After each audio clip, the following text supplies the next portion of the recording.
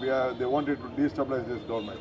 The entire cadres of the party and the leadership, both from the rank and file in the state and in the national level, stand unitedly with Mr. Siddaramayaji.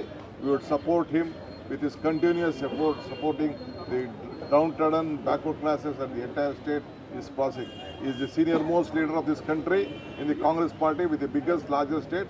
They want to destabilize it. The Congress party will not allow for this.